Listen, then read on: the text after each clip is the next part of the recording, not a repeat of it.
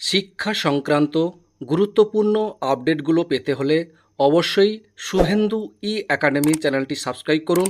পাশে থাকা bell আইকনটিতে click করে ভিডিওটি বেশি বেশি করে শেয়ার করুন। নমস্কার, আমি শুভেন্দু। আমার ছোট্ট চ্যানেলে আপনাকে স্বাগত।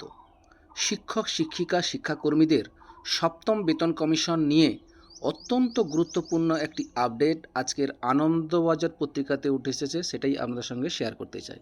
দেখুন, রাজ্যের শিক্ষক ও শিক্ষাকর্মীদের সপ্তম বেতন কমিশনের আওতায় আনার দাবিতে মুখ্যমন্ত্রী মমতা বন্দ্যোপাধ্যায়ের কাছে লিখিত আবেদন জানালো বঙ্গীয় শিক্ষক ও শিক্ষাকর্মী সমিতি।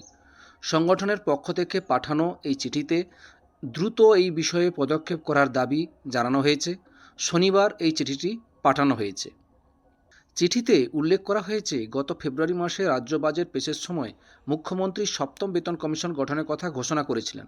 বিধানসভায় দেওয়া সেই বক্তব্য অনুযায়ী মূলত সরকারি কর্মচারীদের জন্যই এই কমিশনের সুবিধা প্রযোজ্য হবে বলে জানানো হয়। কিন্তু শিক্ষক ও শিক্ষাকর্মী এবং সরকার পোষিত সংস্থার কর্মীদের বিষয়টি স্পষ্টভাবে উল্লেখ করা হয়নি বলেই দাবি সংগঠনের।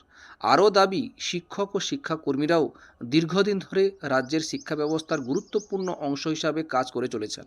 তাদের বেতন কাঠামো, আর্থিক নিরাপত্তা এবং কর্মপরিস্থিতির উন্নতির জন্য সপ্তম বেতন কমিশনের আওতায় আনা অত্যন্ত জরুরি। সংগঠনের বক্তব্য, শুধুমাত্র সরকারি কর্মচারীদের মধ্যে সীমাবদ্ধ রাখলে শিক্ষাক্ষেত্রে একটা বড় অংশ বঞ্চিত থাকবে। চিঠিতে বলা হয়েছে, আসন্ন নির্বাচনকে সামনে রেখে এই ধরনের গুরুত্বপূর্ণ সিদ্ধান্তে বৈষম্য তৈরি হলে তা কর্মীদের মধ্যে অসন্তোষ বাড়তে পারে। তাই অবিলম্বে কমিশনের নির্দেশিকা প্রকাশ করে শিক্ষক শিক্ষাকর্মী সহ সমস্ত যোগ্য কর্মীকে অন্তর্ভুক্ত করার দাবি জানানো হয়েছে। সংগঠনের নেতা স্বপন মণ্ডল স্বাক্ষরিত এই চিঠিতে প্রশাসনিক স্তরে দ্রুত পদক্ষেপ করার আহ্বান জানানো হয়েছে। পাশাপাশি রাজ্য কোষাগার থেকে বেতনপ্রাপ্ত সকল কর্মীকে একসঙ্গে এই সুবিধার আওতায় আনার কথাও বলা হয়েছে। শিক্ষক সংগঠনের পক্ষ থেকে আশা প্রকাশ করা হয়েছে যে মুখ্যমন্ত্রী বিষয়টির গুরুত্ব উপলব্ধি করে দ্রুত ইতিবাচক সিদ্ধান্ত নেবেন।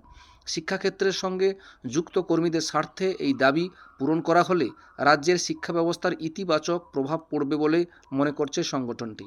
এই ছিল একটি আপডেট, আপনাদের সঙ্গে শেয়ার করলাম। ভিডিওটি দেখার জন্য অসংখ্য ধন্যবাদ।